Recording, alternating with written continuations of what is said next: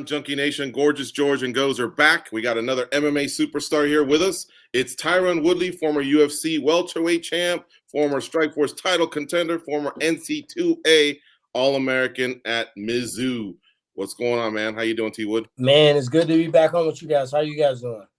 Thank you. So not as good as you. Looks like you're in a posh hotel in a nice float. I'm just chilling out. You know what I mean? That's what you got to do at times. You got to just put yourself in an environment where you can be positive and you can just sit back and reflect and just get ready for the next thing. And that's kind of where I'm at right now. You notice all these hockey dudes and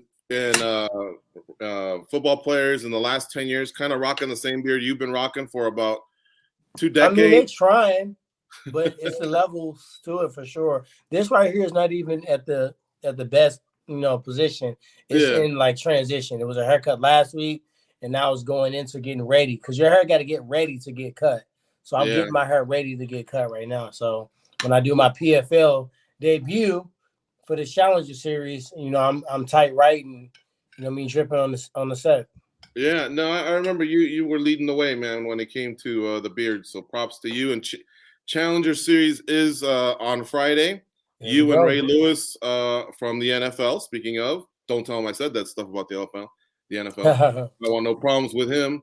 But you guys are going to be like judges, scouts. What's the exact role of when the fights are over? I guess your input leads to whether they should kind of take the next steps in PFL, correct? It's pretty much we're judges, but it's kind of a panel. So it's not one person is the absolute say on whether a person advances or not. So you got guys like Randy Couture, who's like original gangster into the mixed martial art world. You got Rampage Jackson. He came in just a tad bit after Randy Couture. You got Wiz Khalifa, who's obviously from an entertainment standpoint, he was so interested in mixed martial arts that he delved into it and been training. You got Ray Lewis, who's a high-level athlete. And anytime you start talking about like linebackers, the way they run through somebody on a tackle is very similar to throwing like an overhand right. So as an athlete, he can understand. So we just kind of from an elite level, just kind of bounce ideas and see which person, we think should advance. Because when you think about it, $1 million is a lot. Most champions in the UFC aren't making $1 million a fight. So this is a huge opportunity, not only to make some money, but also to get your name out there. And so once the fight is over, what else are you looking for? I know that there's going to be 4 winners, but I'm sure you guys, there's got to be a special quality, right? The ingredient, the it or whatever. And what is that? What has it ever been defined? It is an ingredient. George is the OG. He literally is one of the most creative guys in production. And those ingredients I can't really share because it's going to take away from the mystique of the show. But there are some unique things that are going to happen that's going to separate it from any other format that was similar. So I think just the different personalities and those special ingredients mixed together is going to make it a television show people want to watch, whether they watch mixed martial arts or not. You get the football guys over, you get the music guys over, you get the OGs and new schools, and, you have fun. I can't see Rampage Jackson, me, Wiz Khalifa, all on the same panel and not making fun of Vitor Belfort when I get a chance to. You know what I mean? That's going to happen. And I think that makes it a watchable show. And these younger guys, if you were to advise them on the side, because you have your own gym, you go train at other gyms, and I'm sure some of them pull you aside and ask you that magical question. What would you tell them? Aside from winning, what do I need to do to get my name out there and to progress through the sport so I can get to the levels that you did and make some dough along the way? Yeah, I'm not going to leave you completely hanging. Part of the special ingredients, I was talking with the CEO today. We were just excited about the opportunity and game planning, and it just felt really good to just have a vision and be a big part of that vision. But one thing that we spoke about is that a lot of times you see fighters and they're good, and this is a champion. He has the most cars, and this person is a knockout artist. We get those 4 or 5 guys that we blow up, and we call them like franchise guys that the promotion thinks will do pay-per-views. But then you have the guy that came from a small neighborhood. This lady came from domestic violence. You got all these different stories that make the fighter. Those stories are what make us resonate with them. That's what makes me invested, and I'm going to tune in. And if this person goes on and do Dancing with the Stars, I'm going to watch that. And if they go and freaking do a hot dog eating contest, I'm going to watch that. No matter what they do, I'm going to support them because now I'm invested. And I feel like that's one large component, but that's a part of the secret sauce that I think is going to make this special. And I'm just excited to be a part of it. Like I told them that, to be honest, I just want to be excited about it. If it's not a fight that I'm not excited about, I'm not doing it. I don't care what the money is. If it's not a production situation where I can kind of be myself and let my hair hang down a little bit, I can't really do it because right now I'm trying to warp to the next dimension. And I feel like the PFL guys are really they really got to figure it out in that category. And that don't mean I'm not on the desk in the UFC. I spoke to those guys as well, and it seems as if they still are interested in having me cover the desk. So I feel like martial arts is martial arts, and just like me and as a fighter, I'm the only real free agent in the game. Nobody can say that they are a free agent. I'm the free agent. I can go do a Kumite next week, and then the week after that, I can go box on Showtime. I can fight in the PFL. I can fight. I can go to the NFL. I can do whatever I want to do. And I think in broadcast and as an analyst, I want to have that same freedom. Tyron, now the PFL is a different type of animal. We've heard people go through those seasons, and that first season they go through, they learn a lot. They come back the next season even stronger. But when you guys are looking for things, is it possible that you can have a fighter that's a great fighter that back in the day you would throw on a Strikeforce, on a Bellator, on a UFC card, but possibly couldn't fit that bill of what the PFL season calls for you? We always talk about wrestlers. I mean, we can just go straight to an actual realistic example. That was Michael Chandler. When I reached out to Bellator for him, he was an up-and-coming fighter, no amateur career, one pro fight we did in Springfield, Missouri, and then we got him on Strikeforce's very second fight, and we got him another Strikeforce fight after that. So he was already in position for a Strikeforce or a Bellator card. They didn't really know quite what to do with him. And as truth be told, I actually called Eddie Alvarez, who was a champion at that time. I said, hey, I got this young fighter that I'm managing, Michael Chandler, and he's interested in going to Bellator and Strikeforce. He got a contract with both. I know he's in your division, but he's so young, you probably won't see him for a while. I told Eddie this, and I was like, what do you think? He said, I love Bellator. It's a great organization. They treat me well, and he had great things to say, and we went with Bellator, right? Who would have known that Chandler would be the one to end up to defeat Eddie Alvarez in the championship? So that story is not the only story, but we get a chance to tell that story. You know what I mean? I don't see that story told enough. I see Conor McGregor, love him because we said so, and we threw a million suits on him and a couple cars and a glass of whiskey, right? Love Ronda Rousey because she was the first and only, right?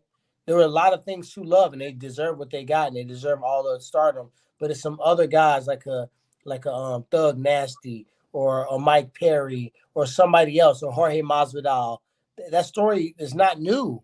We're just not telling it. How long that story is documented for damn near centuries. But now we're just not telling it. Now he's making the money he deserves, right? Why wait? Because you have to win at the end of the day. Like I've been on the end of beating people nobody thought I was beating. Last couple of times I've lost to people I never would have thought I would have lost to, right? You can't predict what's going to happen on that night, especially when we're talking MMA alone, right? So now give yourself so many different chances for someone to say, I'm a star. They got to show you they're a star. Conor had to show us that he was a star. No matter, they could have put a fortune behind Rory McDonald, and it wouldn't probably yielded the same type of stardom as far as the pay-per-view draw, right? But guess what? Rory's a great story because Rory McDonald only focuses on the fight. When I fought him, I got a shitload of sponsorships. I was doing all the interviews. He wouldn't do any of the countdown, any of the embedded. He was shutting the door, standing up the production company. He was locked in. And then they put the burden on me to do more of the work because he wasn't doing the show. And I sold all into it. I got all these sponsorships. I was thinking so far ahead, and he was locked in, right? Now, what does that say to a kid? Lock in. Tell that story too, because everybody's not going to be that, outlandish, infamous kind of person. Some people are just a martial artist. Some guys are, what's my little homie to do the hard, the champion? To do the what? He just lost to Davidson for the belt. I call him McLovin. Oh, Marino. Brandon Moreno, right? Yeah. Some guys are McLovin. They not He's everybody awesome, man. not F you Nick Diaz.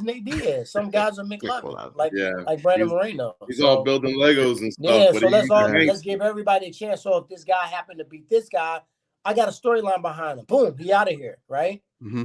Well, if society says that he's what they want to watch at that moment, it's going to keep changing. So kind of on that same topic, one question that I had for you was, if there is a fighter, because losses don't always define the fighter, if there's a guy that loses but still kind of screams charisma and potential, could they possibly pass on through even with a loss? They could, but it helps out if you did something slick before. When you look at Conor McGregor, he hadn't won a fight in forever. Shit, I didn't win a fight in forever. You know what I mean? Nick Diaz. Who else?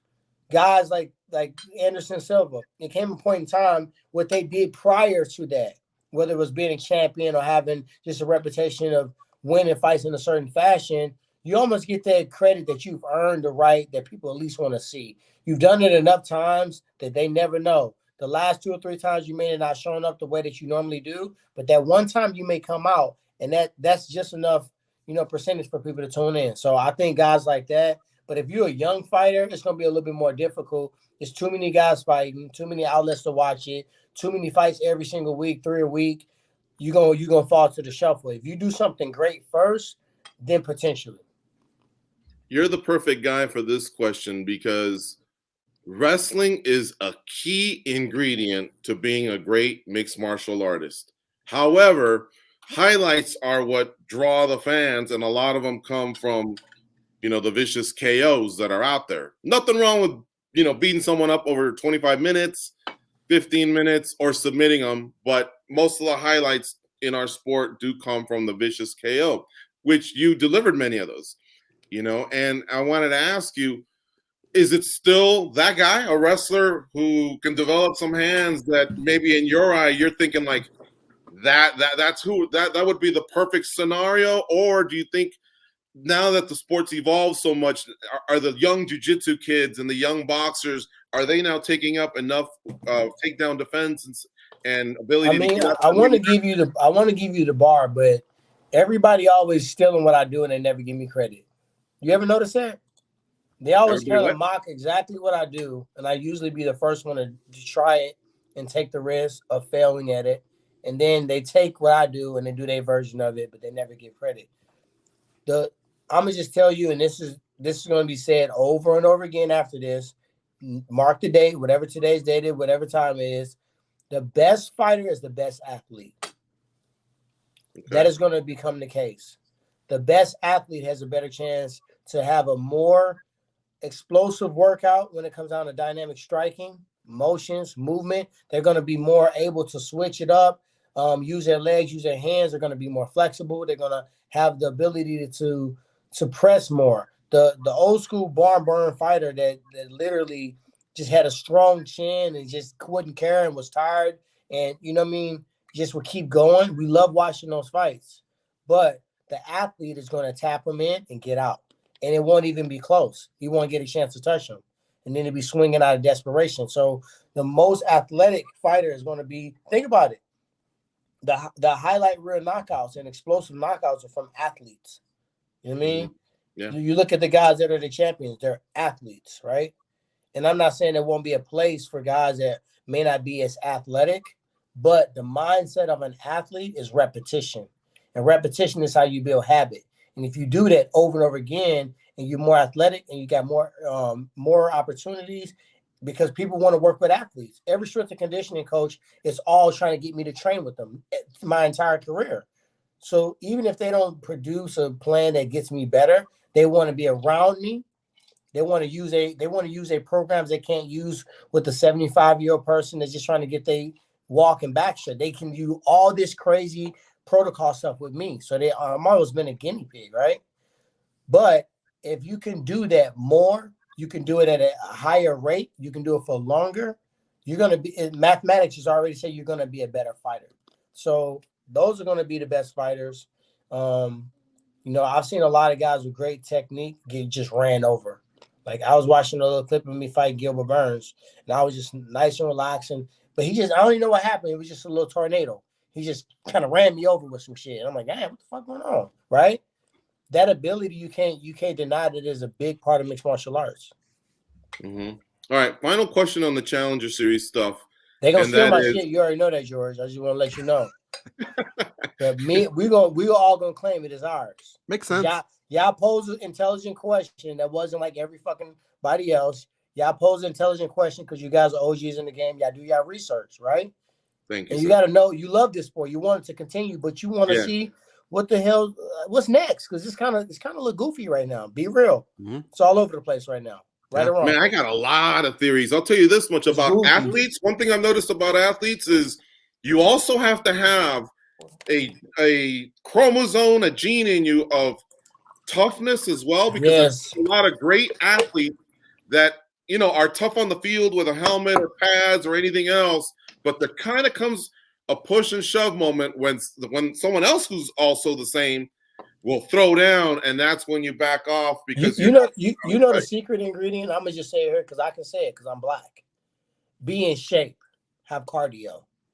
Oh yeah, it's such a surprise when you're athletic and you have cardio. Yeah. Remember in my career when people used to say I had too much muscles? Yeah. Until I did 7 to 8 5-round fights in a row. We're doing most damage in the 4th and 5th round. Or fought a boxing fight. Never boxed in my fucking life, but boxed 8 rounds and was ready to go. And jumped into a training camp in 2 weeks' notice and still was in better condition. No matter the end result, in better condition than a person that's a 24-year-old, right? So when I'm athletic, I got a great IQ and my cardio is insane. Can't nobody say shit, right?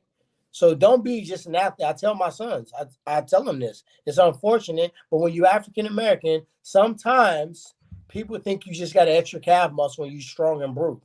They don't give you the credit for being intellectual. You know what I mean? Being at a skilled position. Remember, quarterback wasn't really occupied by African-Americans for a very long time, right? Right. But now you have to prove everything because you got to be athletic, explosive, as well as your cardio got to be legit. You can't be the last in the runs, Dylan. I tell them, make your cardio crazy. I know it's burning your legs, but we're doing this cardio because down the road, you're going to thank me for it. You know what I mean? You've provided your family a great opportunity to not go through the struggles that you went through, that you shared with us in the past. How do you also make sure that they, I guess, still retain that toughness gene that you got from the streets that carried over into MMA? Because I think that's also a key thing. You see a lot of kids that are privileged, especially sons and daughters of rich and famous athletes that don't reach that level, and sometimes it's attributed to that. Like I take their ass to the hood. That's what I do. I take them to the ghetto, and I said, "This is where you don't go. Don't ever stop at a stop sign around here. Go straight through. I would rather you get a ticket for running the stop sign. It's going to be a police officer pulling you over, not somebody trying to fucking jack you because you're a young kid with a brand new car. You don't have no purpose of being here. If you're going somewhere, I'm not trying to be, you know what I mean, all down your throat, but just let me know where you're at before you go there. You know what I mean? And I'm not giving you no specific curfew because I got good kids. I don't have to do that. He know not to come in the house in no crazy time.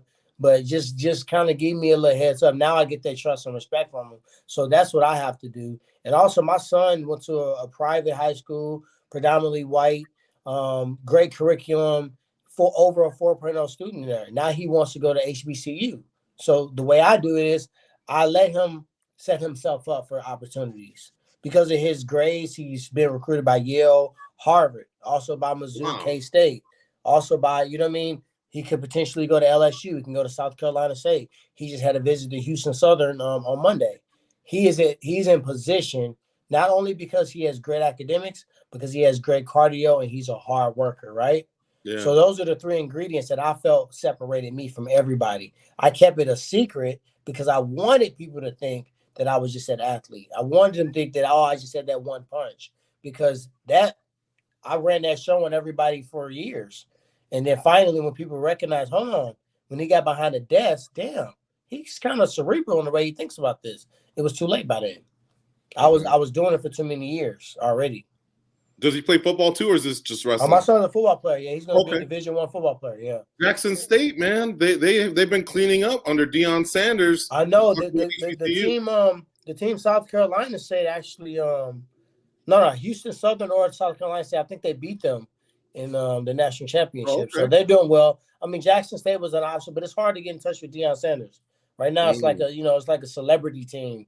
You know what I mean? All of a sudden. So he went there for a visit a ways back, but some of the schools he's most interested in just so happen to be South Carolina State, Houston Southern, LSU, Truman State. It's a couple of different schools. So that's something I'm doing right now. And I gotta kind of gear him to making the decision because some people are like, oh, he's got to let him make his own decision. I'm not going to let an 18-year-old that's not prepared and don't understand the variables make a decision on where he's going to school at. He's not in a position to even know what the fuck he's doing yet, right? When I've been there, when I've been a collegiate athlete, I've been All-American, I've done everything he's trying to do, I did a version of it, right? So now I give him a checklist, and this is the culture. This is the, you know what I mean? Do they have Greek life? The position they're recruiting from. I give him a checklist and we go through, and he ranks them, right? And then we look. If this team got number one on everyone, we already know they're the top choice. If that makes sense for you, right? Now it comes down to his field, which he has to go there and see. So now anything that we got to circle means that he don't know what it is. I was out of town working, and he had to go Monday without me, first recruiting trip without me, but he was already prepared. Because the circles is his questions to ask coach. You know what I mean? What type of culture do you guys have here? Is it family atmosphere? You know what I mean? What position do you want me to play? You know what I mean? Things like that. Can I compete for the job on day one as a freshman? You know what I mean? I mean, it's some schools that there's a lot of schools that say, we might redshirt you. We can already tell they want you, but they got other ideas for you. I think you should be able to compete on day one. What's his name? I want to follow him. TJ Woodley is just like mine, but it just put a J instead of T Woodley. It's TJ Woodley with 3 L's. Now he's a beast. What position? He's a running back and he's a linebacker. And he's a senior in high school now, or he's going to be in high school now? Yep, senior in high school now. State champion, went undefeated a year, and made it to the state championship and came short the following year. But yeah, he's a stud. Tell him to take a look at Portland State. My godson's going there. He just signed. He's going to be he's a quarterback. Okay. He loves to sling the ball, and they have an up-tempo offense. So, all right. Yeah. All right, last question here. This is more on the personal side. I see your name attached to Hardy, Lombard, things like that. What really might be next for T? Them old buster-ass dudes just trying to make a living off me. They didn't get up and do it themselves. They're trying to see what I'm doing, and they're trying to say, okay, well, he's doing something. Let me try to fight him because he had couple nights where he took a little time off at the office. That's whack. Go out there and do it yourself. I didn't go out there and piggyback off Ben Askren. They asked me to fight. I was jogging. Ben said, hey, I want to see Tyron fight him next. And I looked and said, all right, I'll fight him. I didn't use my own homie to try to get myself in a position. I'd go and do my own stuff. So when somebody's trying to do that, like, I literally want to just beat them up in real life, but not give them a chance to make any money in a real fight. But we got to protect our freedom these days. And it's Black History Month. Yeah. Nobody needs to see me in jail. But you left the door open for MMA still, right? I had a good conversation today about MMA. Very good conversation. Oh, yeah? Was it a 702 area code, or what was the area code? Can you it's just it's a wonderful feeling when people just recognize your value and they understand the big picture. And I'm like an athlete that I recognize I would be out of the sport before people recognize what I was doing when I was in the sport. But it's some people that come around, they make you like, damn, you know what? I get it now. And I feel that's a tribute just to good people, man. I got a lot of good people around me, and they keep me going because sometimes it'd be enough bullshit that I'm like, man, I done did everything. I could fucking really walk away and make money doing a zillion other things. But the people that know the end picture, they keep you on task and they keep you pressing even when it don't look cute. Everything ain't a little quick knockout. Some shit's ugly and embarrassing, and you got to bounce back from it. It is good to have options. I'm glad you're still open to MMA. And, yeah, whether it's bare knuckle, boxing itself, MMA, I had plans on doing all that shit this year, to be honest. I was going to try to do one of each. I was like, why not? I'm in great shape. I'm having fun like a motherfucker, but, I mean, we're already in February. I'm gonna have to narrow it down to 2 this year, and maybe 2 or 3 next year. But Did I you do get want my to compete in different styles. Did you get my text about Mayor of Kingstown? Have you seen that show? You look like one of the main characters in there. Hey man, I'm up for some TV shows. You seen that show? I haven't. You'll like it. You'll like it. It's a guy that he Oh, my speaks sister like been trying you. to He get has to me on look to like that you one. and everything, huh? My sister's been trying to get me onto that show.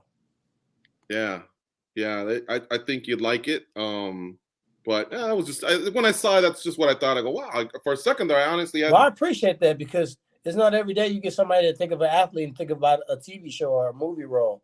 That means that you respect the fact that I'm really chasing that. Yeah, I've seen you dabble into TMZ host and sing, rap. Excuse me. I've seen you in the movies as well. So yeah, I would say all the doors are open for you. I appreciate you, my man. I wanted to pick your brain on something. You know, we saw you in Straight Outta Compton, and the halftime show featured a lot of those guys. What were your thoughts That on was that halftime crazy. show? I mean, it was even better because it was set up so perfectly with Snoop Dogg just getting Death Throwback cracking and being a president of Def Jam, and then you got Dr. Dre with a fresh breath. You got Eminem, who's always Eminem, but everybody brought a different flavor, and you did throw in the Queen, Mary J. Blige in there. It was kind of more of a tribute to people that have done it for so long at a high level. You can be around music for a very long time, but when you just break as many records and have as many plaques and accomplishments and collaborations, just moments to share. Like as they was on stage, everybody probably like, oh, I remember back in the day when Mary J. Blige used to do that dance. We didn't know if we liked it or not, but it was Mary, so we went with it. And when I saw her do that, that's what I thought about. And Eminem is just like every time you see him live, you just remember how great he is. Like he's not talked about it much, but he should definitely be top 10 pound for pound and the best rappers ever. Tyron, that little scene when they're all standing there together, it really does move you, especially if you were part of that era. And Kendrick Lamar too. You know what I mean? Yeah. You saw the little clip when Snoop Dogg gave him the torch and he was crying on stage. That was dope. It's emotional. You gotta look it up. For you, that was in 2006, and now you share the stage at, like it's not like it's a regular show. This is a Super Bowl. Only the tops do that. You know what I mean? Yeah. For you personally, okay, there is no wrong or right answer. When you see the group of people on a stage like that, what is the MMA version of that for you? If you had to pick those people and put them and say, this is what kind of represents my era, who would be those fighters that would be standing up there next to you? GSP, Demetrius Johnson, Anderson Silva, John Jones, Carlos Condit, Nick Diaz. Who else? Let's see, heavyweights. We got to go with. I'm a tweener, so Rampage Jackson for sure, right there in that bubble. Okay, Randy, you gotta say Randy too, because I was at the tail end of Randy. Randy Kane, because he was just a robot beast machine. And yeah, I would feel confident with that little list. Dominique Cruz, sorry, do not ever disrespect Dominique Cruz. What's the name of that crew? What Dominique Cruz, sorry, last one, Chris Weidman. Please put respect on Chris Weidman's career and his name. He beat the best when they were at their peak. So those guys, the OGs that don't get the credit. What do you call that crew? Was that their name? The OGs? OG Triple O. OG Triple O? OG Triple O. All right. The last question from me. We've asked you everything from I've been saying being the a last fighter. question for like 10 times. I know. We needed to catch up. I owe y'all a couple of catch up. So, but we're getting even because you know what you did to us? We're skipping breakfast because no matter what we eat for breakfast, it ain't gonna taste as good as the way you're in a fucking robe. You were eating it, look great. You ruined breakfast. We're just gonna skip it and go to goes. Don't ruin it. He says he owes us a couple, so let's get through this one, and then we'll grab him in a couple months. All right, go ahead. I want to pick his analyst brain. Covington, Masvidal. How do you see that one playing out as an analyst? I mean, I feel like Masvidal gonna win. Let's just start there because Masvidal is always big brother. Once you have big brother syndrome over someone, I feel as if you can't really shake that unless you have a big breakout moment and you can consistently keep up. There's a couple guys that I used to wrestle and they would always beat me, and then I would beat them one time, and then I just fucking got a little cocky, and then I just started beating them consecutively. That don't happen very often. So I don't think Colby had enough time fighting at the highest level. in the gym with Masvidal to have had that moment. Right when he started getting to the point where he talked enough to get himself in position, he had to leave the gym, and they weren't even training together anymore. So I don't think he had a large enough victory in the gym.